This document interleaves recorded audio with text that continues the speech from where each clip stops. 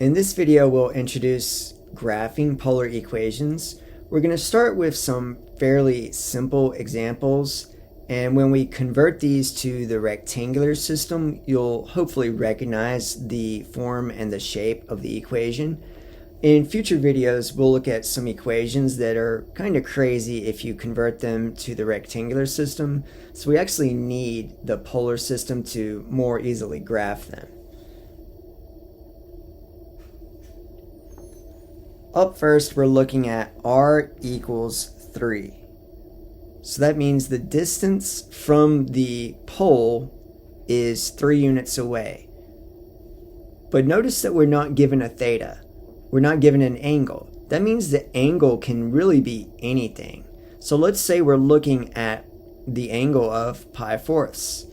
We're sweeping out an angle to pi fourths here, and looking at the distance from the pole, which is 3 units away.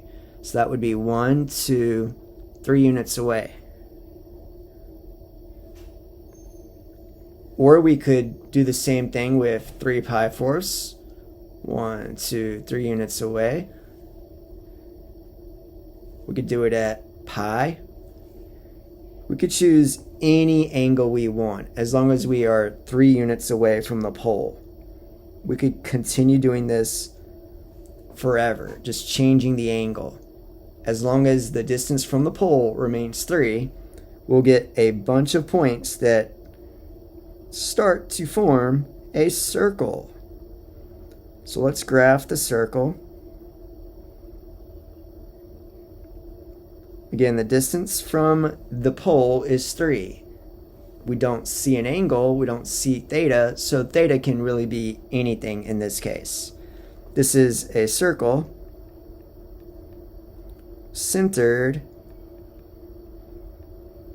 at the pole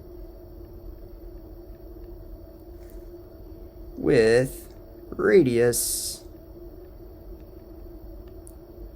3. Now let's see if that makes sense when we convert this back into the Cartesian coordinates.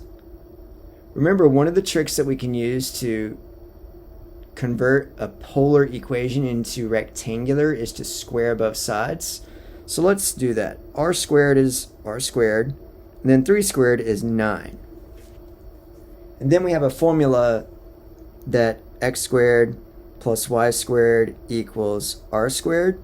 So we can replace r squared with x squared plus y squared equals 9. And now, hopefully that formula looks a little more familiar. That is now a rectangular equation, but it's still a circle centered at the origin with a radius of 3. In our next example, notice we don't see r. All we see is the angle theta is equal to pi thirds. So first let's sweep out to pi thirds. That is here. This is our pi thirds theta.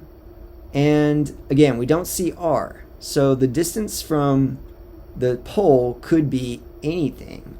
We could be 1 unit away, we could be 3 units or 5 units away, or we could go in the other direction. We could be -1, -2, -3, and so on. Theta stays the same. Theta is always pi thirds, but the r can be anything. So it looks like we get this diagonal line.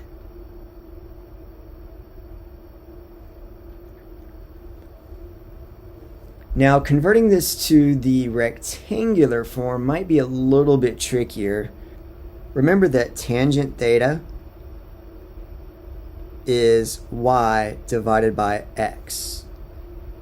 And in this case, the angle is pi thirds. So we have tangent of pi thirds is equal to y divided by x.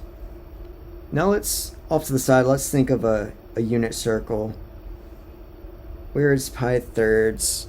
Pi thirds is roughly right here.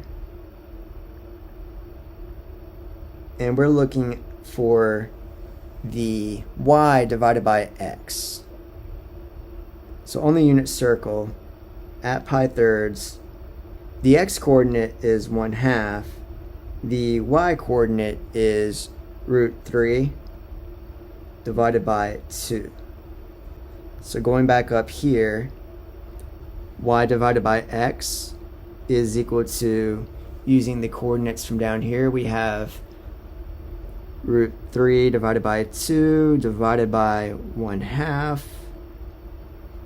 That's the same thing as root 3 over 2 times 2, or just square root 3. So now we have y divided by x equals the square root of 3. Now we can cross multiply, and y is equal to the square root of 3x. We now have a rectangular equation of a line. The slope is the square root of 3. The y-intercept is 0. We get the same graph, it's just now in rectangular form as opposed to the polar form of the equation. So once again, these are two relatively straightforward examples. We have a circle and a diagonal line. In the next video, we'll look at vertical and horizontal lines, and then eventually we'll look at the crazier types of graphs.